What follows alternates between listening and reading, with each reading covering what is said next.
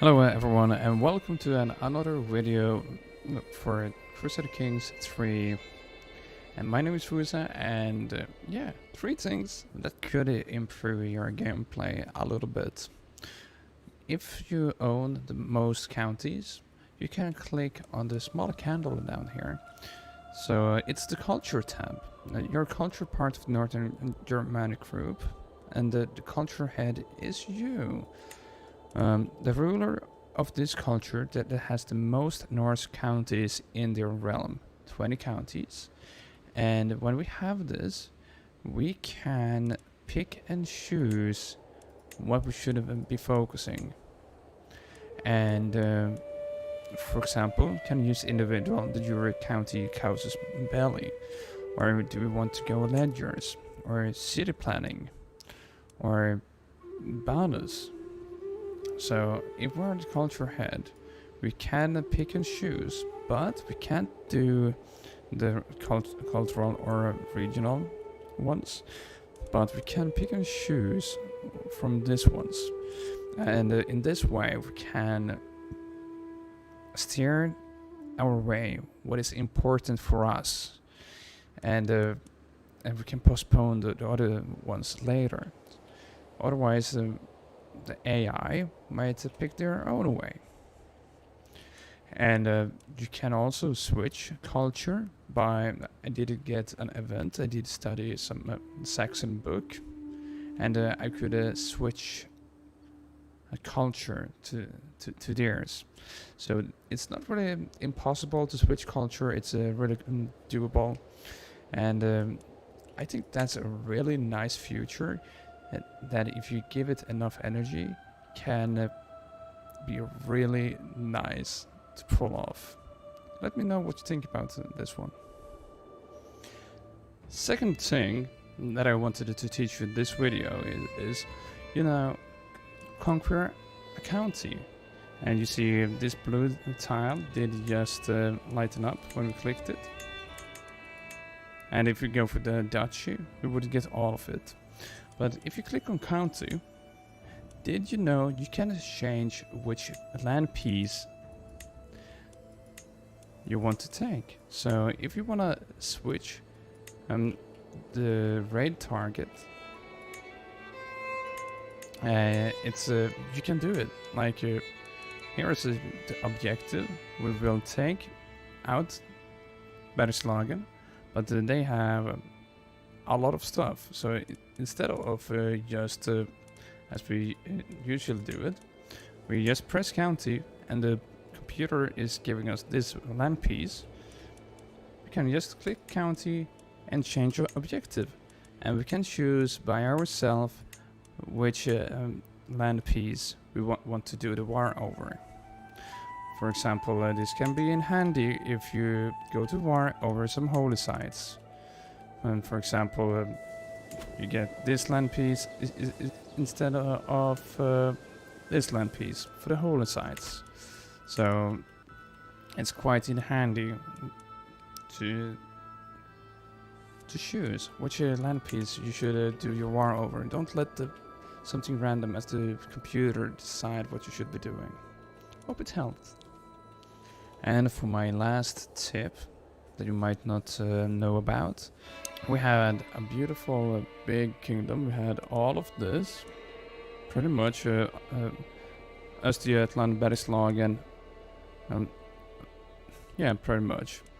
It was ours, but our main character died and now it's split, and it's really annoying to get everything back to one piece. What you can do to make this way easier for yourself is to, if you have a high intrigue character, we are not a high intrigue character, but I will show it anyway. We have 2 plans what we can do. If we go here, lucky for us, it's Twitch chat did inherit us. So if we don't want to press our claim, we can also go declare war and your claims. That's pretty good. So here we could just go press, and here Jarl Bowtie did inherit this. And who's the primary here? Well, you guessed correct. In this case, everything did get split between 3 sons, and the oldest son did get the main areas, but the other 2 younger sons did get the rest. Normally, when you declare a war, you can go for claims, and we could subjugate my claims. That's pretty good. So here you can go for your claims, but if you have a high intrigue character, what you can do is to, when we are the primary here, he's a young boy, just as simple murder him. So we could start this scheme and then invite people to it. Let's see, do we have easier against the child? Murder. 11. Okay, we have 11 on both persons, but I will show. But we will go like this. Murder. Boom. And then in our intrigue tab, we can invite other players.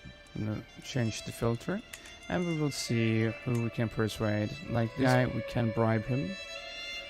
But we because we have the trait greedy, we will take a little bit of stress if we do this. We don't like to lose money. So we have 2 people that we can bribe for a small amount of money, and we invite them. So you see it's 11%, but we invite these 2,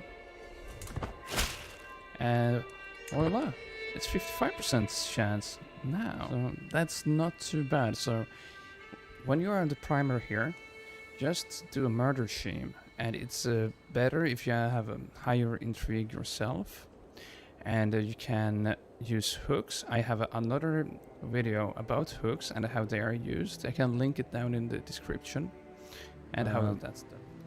If they would have superior military, you can still go for your claims, but it's a small child. They won't be leading any armies, so we could attack their capital and capture him.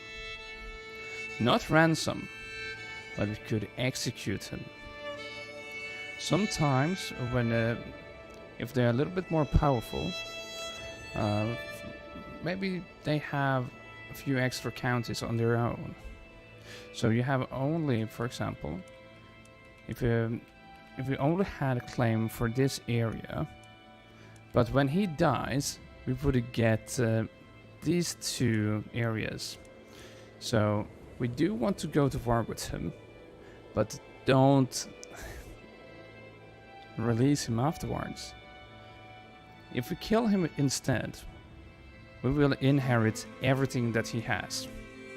But if we only would have had a claim to 1 piece of land, it's way wiser to kill him, and then we would inherit everything what they have. But yeah, so that's what I wanted to tell you about.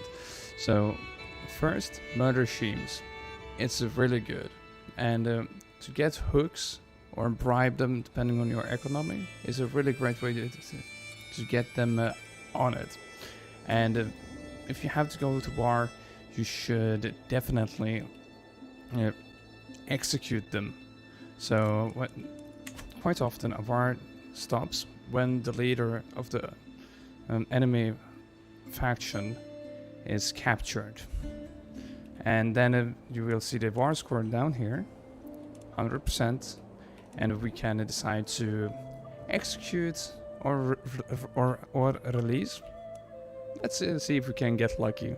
So finally, our spy scheme, murder scheme, I mean, it's come to an end. 65% chance that we will kill him. A child lost in the forest. It might happen quite often, and we are still the primary here.